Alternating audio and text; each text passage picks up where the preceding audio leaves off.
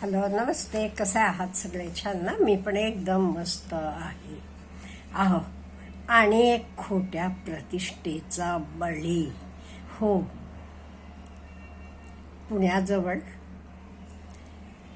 उर्ली कांचनचे जवळ दीप्ती मगर चौधरी, म्हणजे मगर माहेरचं आडनाव आणि सासरचं आडनाव चौधरी.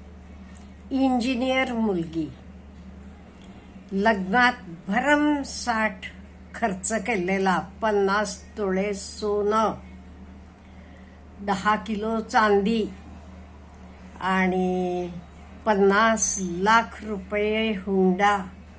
त्याच्याशिवाय गाडी घेण्यासाठी 25 लाख, फर्निचरसाठी 10 लाख, एवढं देऊन अगदी मोठे प्रमाणावर भरपूर कोटींचा खर्च करून लग्न करून दिलं. एक छोटी मुलगी पण आहे. असं असताना तिनं सासरचे त्रासाला कंटाळून 24 तारखेला, जानेवारी 24ला आपलं जीवन संपवलं. अहो, असं का होते? का होते असं? आणि हे कधी थांबणार? आणि हे कोण चुकते? फक्त मुलाकडच्यांना दोष देऊन चालते का? अहो, आपल्याला माहित आहे हुंडा विरोधी कायदा आहे, तरी आपण का हुंडा देतो एवढ्याला? हा, तेव्हा सगळं गुपचूप चाललेलं असते आणि असं काही झाल्यावर सगळं काही बाहेर येते. आणि आपण मुलींना शिक्षण देतो आणि तिला त्रास होतो तिथे हे माहीत होतं आई वडिलांना. ह्याचे आधी ती बरेच वेळेला आलेली होती म्हणे. त्याच्याशिवाय नोव्हेंबरमध्ये आलेल्या वेळेला ती एकदम रडायला लागली की आईनं विचारलं काय झालं. तसं तिनं सांगितलं. ती 5 महिन्याची प्रेग्नंट होती म्हणे. पहिली मुलगी आहे म्हणताना दुसऱ्या वेळेला मुलगा पाहिजे होता. मग म्हणताना दवाखान्यात घेऊन जाऊन, हे सुद्धा बघा, it is against our law, जाऊन परीक्षा केली, ते ती मुलगी म्हणून आढळलं. म्हणताना गर्भपात केला गेला. अहो, कुठल्या आईला हे आवडेल? त्यामुळे ती खूप दीप्ती मनानं खचलेली होती. आणि नुकतं सुद्धा 24 तारखेला तिचं जीवन संपवले. त्याचे आदल्या दिवशी आई तिला सासरी नेऊन सोडून आली म्हणे. आणि आई समोरच सासू काहीतरी बोलली. तसा आई गप्प, हे तुमच्या घरातला विषय आहे, तुमचं तुम्ही संपवा काय तर करून म्हणाली आणि आली. आणि रात्री मुलीचा फोन आला. तिनं काही जास्त बोलली नाही. म्हणजे इथे मुलींना काय होतंय, एकदा लग्न झालं, आई वडील एवढे खर्च करून लग्न करून देतात, म्हणजे त्यांना वाटते आता काही आई वडील आपले राहिलेले नाहीत. अहो, एवढं सगळं चालू होतं. तुम्हाला माहित आहे ती तिथे खुश नव्हती. तिचा भाऊ म्हणे दर महिन्याला खर्चाला तिला 10,000 रुपये द्यायचा. हे सगळं माहीत असताना तुम्ही तिला का घरी आणला नाहीत? तुम्ही आणायला पाहिजे होतं ना. आई वडिलांचं पण चुकते, नो डाऊट. उठकी सूट, अगदी छोट्या कारणांना तुम्ही काही जाऊन भांडणं करू नका.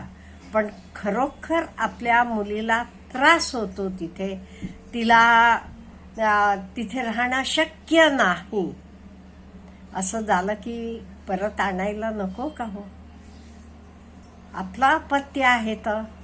आणि शिक्षण झालेलं होतं, नोकरी केली असती, तिनं तिचे मुलीला बघितली असती, तिचं ती राहिली असती तुमच्या नंतरही. तुम्ही तेवढ्या तर तिला सहयोग करायला पाहिजे होता. त्यामुळे हे सगळं कधी थांबणार? जेव्हा सगळे मुलींचे आई वडील पण जागे होतात, मुली पण जाग्या होतात. आपल्या पायावर आपण उभं राहायला पाहिजे, हे महत्वाचं आहे. आणि एवढ्याला शिक्षण घेऊन, आता पूर्वी आपण बघितलं वैष्णवी हगवण्याचं झालं, आणि नंतर गौरीचं झालं, आणि आता दीप्ती. हे असं का चाललेलं आहे?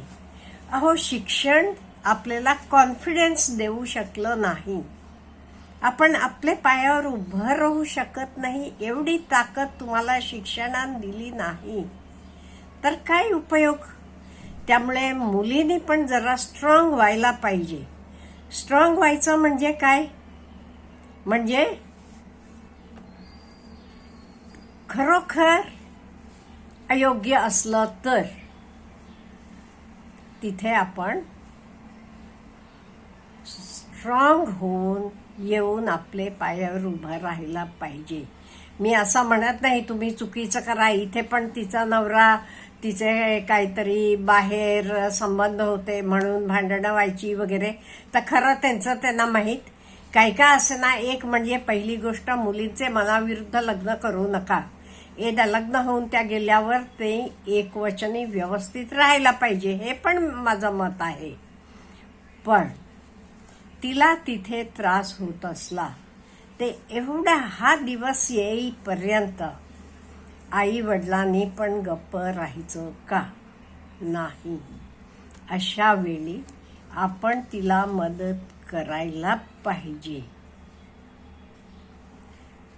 आता तुम्ही महिन्याला तिला खर्चाला दर महिन्याला 10,000 रुपये देत होता. अहो, 50 तोळे सोनं दिलं. आजच्या काळात 50 तोळे म्हणजे केवढं झालं बघा.